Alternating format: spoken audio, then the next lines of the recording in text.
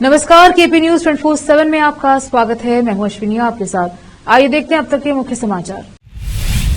बीदर में department of post superintendent of post officers Bidar division Bidar की ओर से बीदर डिवीजन में डाकघर में अच्छी सेवा देकर अच्छा कार्य करने वाले कर्मचारियों को दिए गए divisional level excellence award 2023। SIO Yadgir unit द्वारा इस्लामिक क्विज प्रतियोगिता का सफल आयोजन। हैदराबाद के पब में साइकेडेलिक पार्टी पर छापा, नशीली दवाएं इस्तेमाल करने के आरोप में 24 गिरफ्तार। चामुंडी फैक्ट्री विस्फोट केस को लेकर विपक्ष का शिंदे सरकार पर फैक्ट्री के प्रबंधन को बचाने का आरोप, 9 लोगों की गई थी जान। मुंबई में 7 लोकल रेलवे स्टेशनों का नाम बदलने का प्रस्ताव पारित, अब बदलेंगे अंग्रेजों के जमाने के नाम। राहुल गांधी को संसद के अंदर बंद करके मारना चाहिए थप्पड़, मैंगलोर सिटी नॉर्थ के बीजेपी विधायक भरत शेट्टी ने दिया विवादित बयान।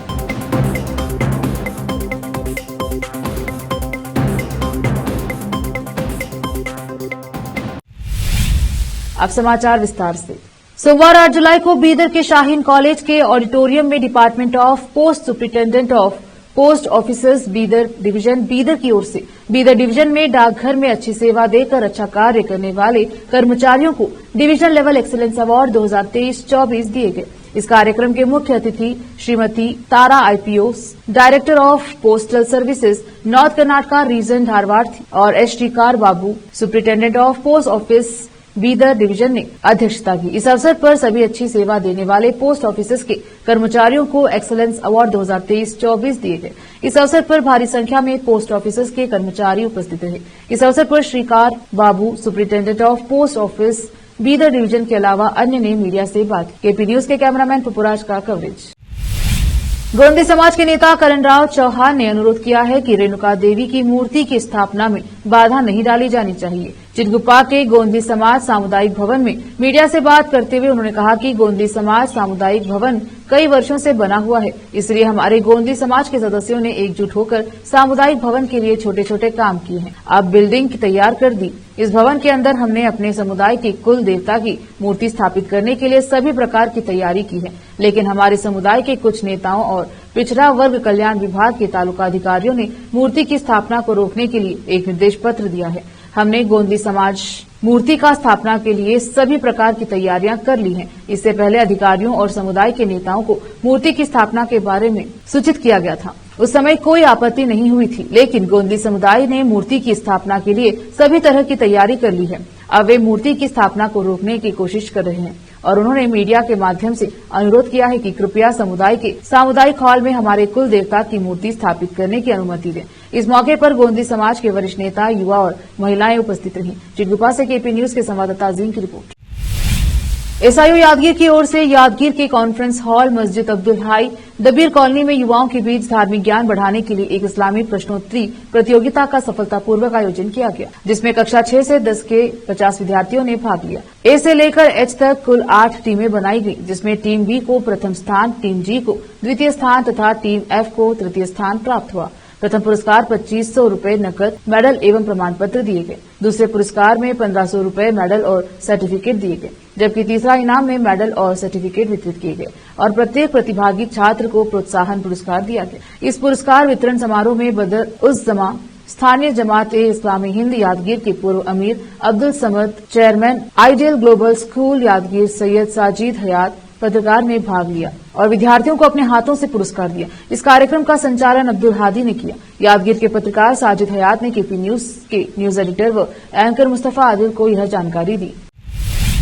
कर्नाटका में डेंगू संकट को लेकर सत्तारूढ़ कांग्रेस और विपक्षी भाजपा आमने सामने हैं और दोनों दलों के नेता एक दूसरे पर निशाना साध रहे हैं। भाजपा अस्पताल का दौरा कर रही है। रविवार को विपक्ष के नेता आर अशोक ने डेंगू रोगियों की जांच के लिए जयनगर जनरल अस्पताल का दौरा किया, जबकि पूर्व उप मुख्यमंत्री डॉक्टर सी अश्वत्थ नारायण ने ओकलीपुरम अस्पताल में एक टीम का नेतृत्व किया। नारायण ने कहा कि सरकार तेजी से फैल रहे डेंगू को नियंत्रित करने में पूरी तरह से विफल रही है। जब भाजपा सत्ता में थी तब 51 अतिरिक्त पीएचसी स्वीकृत किए गए थे। वर्तमान सरकार ने इन पीएचसी को आवश्यक स्टाफ या आपूर्ति उपलब्ध नहीं कराई है।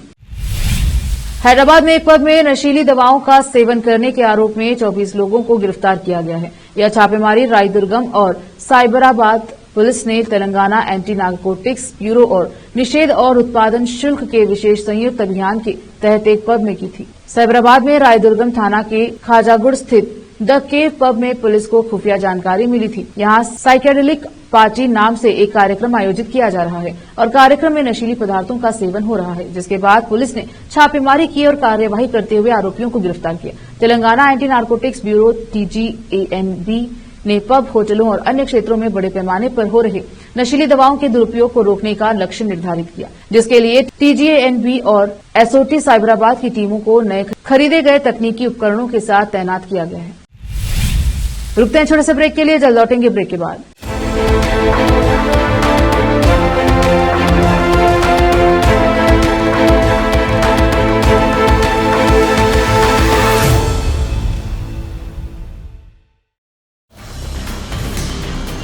हिंदुस्तान के हर कोने में हम हैं मौजूद। 24 घंटे हालात पर गहरी नजर, खबरों से जुड़े चुपते सवालात और आपको दिखाता है धार्मिक, सामाजिक, राजनीतिक, लोकल और इंटरनेशनल न्यूज की सबसे बेहतर कवरेज, जो आपको रखती है हर पल बाखबर। देश और दुनिया भर की खबर के लिए देखते रहें KP News 24/7। ब्रेक के बाद स्वागत है आपका, देखते हैं समाचार। कांग्रेस ने राज्य सरकार मुख्यमंत्री एकनाथ शिंदे की सरकार पर चामुंडी एक्सप्लोजिव प्राइवेट लिमिटेड के प्रबंधन को बचाने का आरोप लगाया है। दरअसल पिछले महीने नागपुर जिले में चामुंडी फैक्ट्री में हुए विस्फोट में 9 लोगों की मौत हो गई थी। इस मामले में एक मंत्री ने बताया कि गृह विभाग के अनुसार गैर इरादतन हत्या का मामला दर्ज नहीं किया जा सकता। विधान परिषद की डिप्टी अध्यक्ष नीलम गोरे ने राज्य सरकार को फैक्ट्री विस्फोट को लेकर विस्तृत रिपोर्ट प्रस्तुत करने का निर्देश दिया है। इस मुद्दे पर चर्चा की शुरुआत विधायक अमोल मिटकारी ने की। विपक्ष ने चामुंडी फैक्ट्री के प्रबंधन के खिलाफ गैर इरादतन हत्या के मामले को आगे बढ़ाने में श्रम विभाग की विफलता पर सवाल उठाया। श्रम मंत्री सुरेश खाड़े ने कहा है कि मेरे विभाग ने राज्य के गृह विभाग से पूछताछ की, प्रबंधन के खिलाफ गैर इरादतन हत्या का आरोप लगाया जा सकता है। गृह विभाग ने हमें जानकारी दी कि इस तरह का कोई आरोप नहीं लगाया जा सकता है। श्रम मंत्री के इस खुलासे के बाद कांग्रेस विधायक सतेज पाटिल और अभिजीत वंजारी ने राज्य सरकार पर फैक्ट्री के प्रबंधन को बचाने का आरोप लगाया। आप कभी मुंबई गए हो तो वहां आपने कई स्टेशनों के नाम सुने हैं। शायद अंग्रेजी में रखे गए स्टेशनों के नाम जैसे मुंबई सेंट्रल रेलवे स्टेशन, करी रोड स्टेशन या सैडहर्स्ट रोड स्टेशन भी सुने होंगे, मगर कभी आपने सोचा था कि इतने सालों बाद इन स्टेशनों के नाम भी बदल दिए जाएंगे? जी हां, महाराष्ट्र विधान परिषद ने मंगलवार को सर्वसम्मति से ब्रिटिश काल में रखे गए मुंबई के 7 रेलवे स्टेशनों का नाम बदलने का प्रस्ताव पारित किया। मुख्यमंत्री एकनाथ शिंदे के नेतृत्व वाली शिवसेना, भाजपा और उप मुख्यमंत्री अजित पवार के नेतृत्व वाली एनसीपी वाली महायुति सरकार अब नए नामों को मंजूरी के लिए केंद्र सरकार को सौंपेगी। राज्य के संसदीय कार्य मंत्री चंद्रकांत पाटिल द्वारा पेश किए गए प्रस्ताव को सर्वसम्मति से स्वीकार कर लिया गया। मुंबई लोकल ट्रेन के अधिकांश स्टेशनों के नाम अंग्रेजी में हैं। यह तर्क दिया गया कि वे एक औपनिवेशिक विरासत को दर्शाते हैं। हाल ही में संसद के विशेष सत्र के दौरान लोकसभा में विपक्ष के नेता राहुल गांधी ने हिंदू धर्म को लेकर एक बयान दिया था, जिस पर जमकर बवाल मचा। अब इनके इस बयान पर प्रतिक्रिया व्यक्त करते हुए कर्नाटका में भारतीय जनता पार्टी बीजेपी के विधायक भरत शेट्टी ने विवादित बयान दे दिया है। उन्होंने कहा कि राहुल गांधी की संसद के अंदर बंद करके पिटाई करनी चाहिए। बिजनेस टुडे की रिपोर्ट के अनुसार इस मुद्दे पर बोलते हुए मैंगलोर सिटी नॉर्थ के विधायक भरत शेट्टी ने कहा कि विपक्ष के नेता राहुल गांधी को संसद के अंदर बंद करके थप्पड़ मारना चाहिए। ऐसा करने से 7 से 8 FIR दर्ज हो जाएंगी। अगर विपक्ष के नेता राहुल गांधी मैंगलोर शहर आते हैं तो हम उनके लिए भी यही व्यवस्था करेंगे। दिल्ली के राउज एवेन्यू कोर्ट ने मुख्यमंत्री अरविंद केजरीवाल के खिलाफ ईडी द्वारा दायर चार्जशीट पर संज्ञान लिया है। अदालत ने मुख्यमंत्री अरविंद केजरीवाल के खिलाफ प्रोडक्शन वारंट जारी कर दिया है।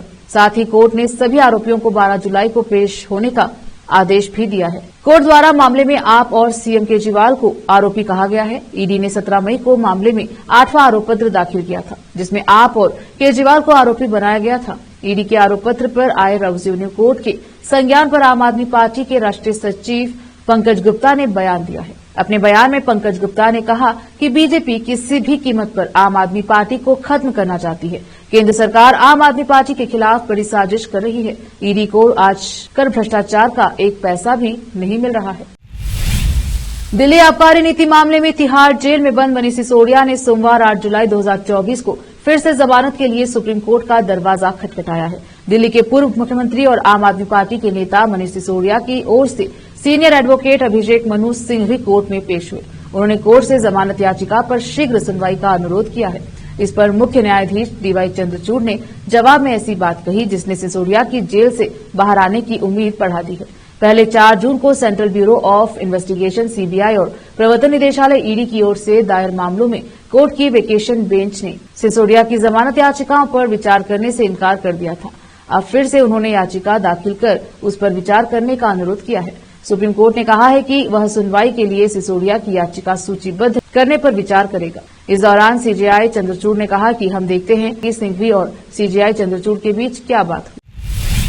वक्त एक और छोटे से ब्रेक का, जल्द लौटेंगे ब्रेक के बाद।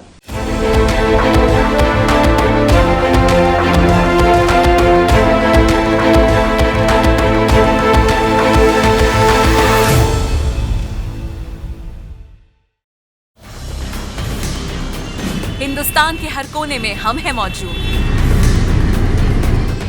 24 घंटे हालात पर गहरी नजर, खबरों से जुड़े चुपते सवालात और आपको दिखाता है धार्मिक, सामाजिक, राजनीतिक, लोकल और इंटरनेशनल न्यूज की सबसे बेहतर कवरेज जो आपको रखती है हर पल बाखबर। देश और दुनिया भर की खबर के लिए देखते रहें केपी न्यूज 24/7। ब्रेक के बाद स्वागत है आपका, देखते हैं समाचार। जम्मू कश्मीर के कठुआ में आतंकवादियों ने घात लगाकर हमला किया। आतंकियों ने सेना के गश्ती वाहन को निशाना बनाया जिसमें 5 सैनिक शहीद हुए। पिछले 3 दिनों के भीतर जम्मू कश्मीर में विभिन्न आतंकी हमलों में कुल 7 जवानों ने शहादत दी। आतंकियों की कायराना हरकत पर देश आक्रोशित है। राजनेताओं से लेकर मिलिट्री एक्सपर्ट्स ने आतंकवाद की नर्सरी पाकिस्तान से बदला लेने की बात की। जम्मू कश्मीर के पूर्व सीएम और नेशनल कॉन्फ्रेंस के अध्यक्ष डॉक्टर फारूक अब्दुल्ला ने कठुआ हमले पर कहा, सारी दुनिया में इसकी निंदा हो रही है। ये गलत है। दुनिया का कोई देश आतंकवाद को कबूल करने के लिए तैयार नहीं है। ये आतंकवाद पाकिस्तान को बर्बाद कर देगा। जब आतंकवाद बंद होगा तब बातचीत शुरू होगी। दोनों चीजें एक साथ नहीं चल सकती। उन्हें इस बारे में सख्त कदम उठाने चाहिए। बिहार के मधुबनी में एक दुल्हा लग्जरी कार की जगह नाव पर अपनी बारात लेकर निकला। जिले के मधेपुर के अंतर्गत भेजा थाना क्षेत्र के प्रबलपुर गांव निवासी मोहम्मद एहसान की बारात बड़ी सज धज कर घर से निकली, लेकिन गाड़ी में बैठने की जगह दुल्हा नाव पर अपनी बारात लेकर निकला। नाव पर जैसे ही बारात और दूल्हा सवार हुआ तो लोगों की भारी भीड़ वहां पर जमा हो गई और लोग मजे से दूल्हे तथा बारात को नाव पर जाते हुए देखने लगे। दरअसल बिहार और नेपाल में हो रही बारिश के बाद प्रदेश की नदियां उफान पर है। कोसी नदी और कुछ स्थानों पर खतरे के निशान से ऊपर बह रही हैं। कई जिलों के निचले इलाकों में बाढ़ का पानी घुसने लगा है। लड़के के पिता मोहम्मद कलामुद्दीन ने बताया कि शादी की तिथि 1 महीने पहले निर्धारित कर ली गई थी। इसी बीच कोसी नदी में भीषण बाढ़ आ गई। सहरसा जिले के डरहार ओपी थाना क्षेत्र के बढ़हार गांव निवासी मोहम्मद बशीर के यहां बारात जाएगी। मोहम्मद बशीर की बेटी से मोहम्मद एहसान से मेरे बेटे की शादी है। उन्होंने बताया कि कोसी नदी में बाढ़ आने के कारण लड़की के घर जाने के लिए कोई और रास्ता नहीं बचा। ऐसे में नाव पर बारात को ले जाना पड़ रहा है। उन्होंने बताया कि बारात में 60 से 65 लोग जा रहे हैं। घर से 1 किलोमीटर की दूरी पर कोसी तटबंध पर दूल्हे के साथ साथ बारात नाव पर सवार होकर 10 किलोमीटर दूर सहरसा जिले गई और डराहर ओपी थाना क्षेत्र के बढ़हारा गांव में पहुंची, जहां साधारण तरीके से निकाह करवाया गया। आखिर में फिर एक बार देखते हैं मुख्य समाचार। बीदर में department of post superintendent of post officers Bidar division Bidar की ओर से बीदर डिवीजन में डाकघर में अच्छी सेवा देकर अच्छा कार्य करने वाले कर्मचारियों को दिए गए divisional level excellence award 2023। SIO Yadgir unit द्वारा इस्लामिक क्विज प्रतियोगिता का सफल आयोजन। हैदराबाद के पब में साइकेडेलिक पार्टी पर छापा, नशीली दवाएं इस्तेमाल करने के आरोप में 24 गिरफ्तार। चामुंडी फैक्ट्री विस्फोट केस को लेकर विपक्ष का शिंदे सरकार पर फैक्ट्री के प्रबंधन को बचाने का आरोप, 9 लोगों की गई थी जान। मुंबई में 7 लोकल रेलवे स्टेशनों का नाम बदलने का प्रस्ताव पारित, अब बदलेंगे अंग्रेजों के जमाने के नाम।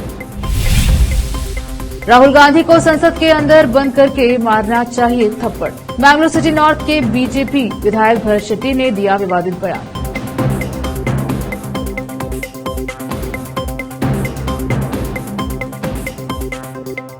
केपी न्यूज के बुलेटिन में अब तक के लिए इतना ही। देश प्रदेश के समाचारों के लिए देखते रहिए केपी न्यूज 24/7। धन्यवाद।